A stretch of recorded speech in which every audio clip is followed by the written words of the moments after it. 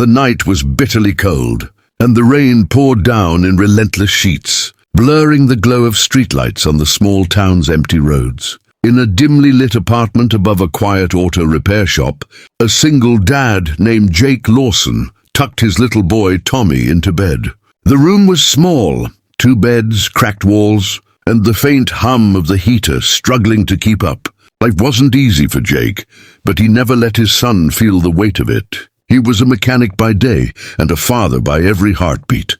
"Dad," Tommy murmured sleepily, "when will things get better?" Jake smiled faintly and brushed his son's hair aside. "They already are, buddy. We've got each other, don't we?" Tommy nodded, half asleep. Jake kissed his forehead, blew out the candle on the nightstand, and whispered a silent prayer that tomorrow would be kinder.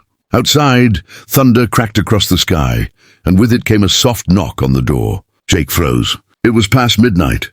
Who could it possibly be? He grabbed his old flashlight and approached carefully. When he opened the door, he saw a girl, no older than 16, standing drenched, shivering and terrified. Her expensive-looking jacket was soaked through, her mascara streaked from tears.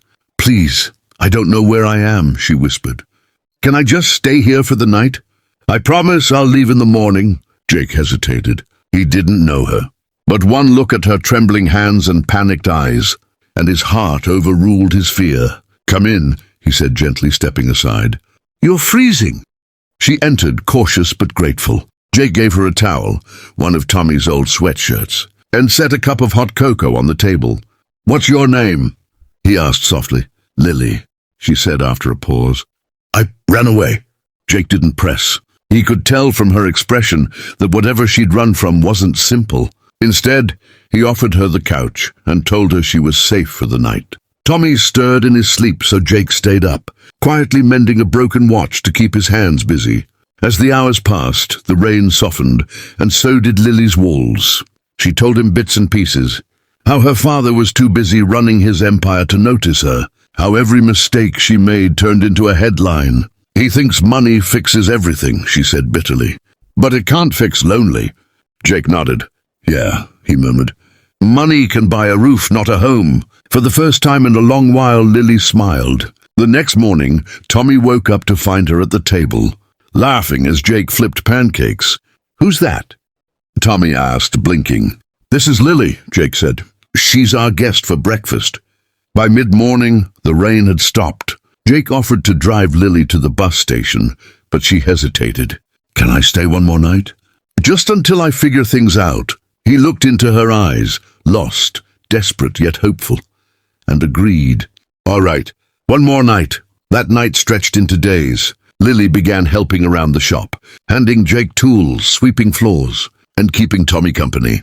She wasn't used to hard work, but the rhythm of honest labor and the laughter they shared felt different, real. For the first time, she felt like she belonged somewhere. One evening she asked Jake, "Why are you so kind to me? You don't even know me." He smiled faintly. "Because once, when I lost everything, someone showed me kindness too.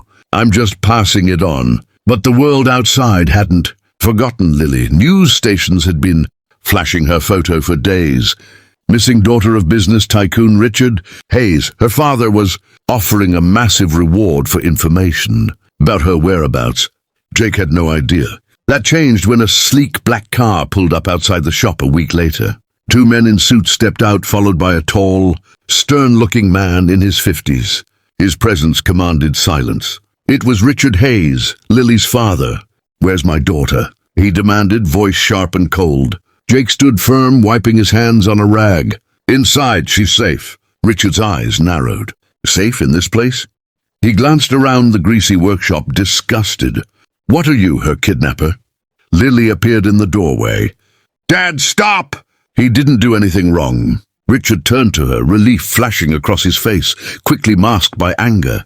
"You ran away from home. Do you have any idea what you've done?" Lily's voice trembled. "I ran away because you never looked at me. Not once since Mom died." Her words hit him harder than any headline could. For the first time, the powerful millionaire looked small, just a father who'd lost his way. Jake stepped forward, calm but firm. "She's a good kid. She just needed a place to feel safe." You can take her home, but don't make her regret going back. Richard stared at him, this poor mechanic standing up to a man of power without fear.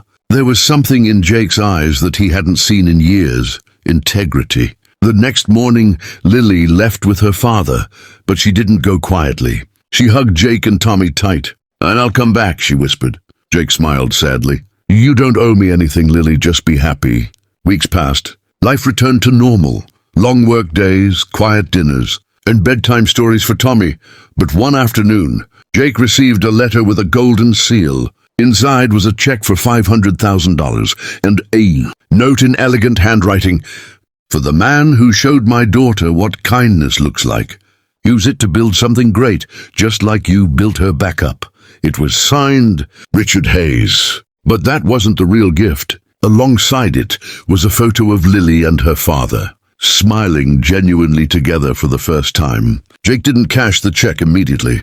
Instead, he hung the photo on the wall and thought for a long time. Then he made a decision that would change everything. He used the money not for himself, but to open Tommy's garage, a small repair shop and community center where single parents and teens could learn trades, earn honest work, and rebuild their confidence. He hired other struggling dads and gave kids from broken homes a place to belong. Months later, a new car pulled up outside the shop. Lily stepped out radiant and happy. "You really did it," she said, looking around. Jake smiled. "We all need second chances. This place is mine." She handed him a small plaque.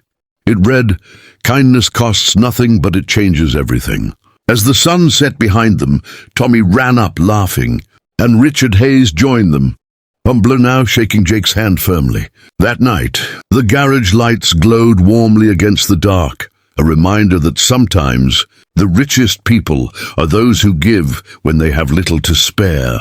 When the story fades, Jake's voice echoes, "Don't let the world harden you. One act of kindness can turn a stranger into family and a broken heart into hope."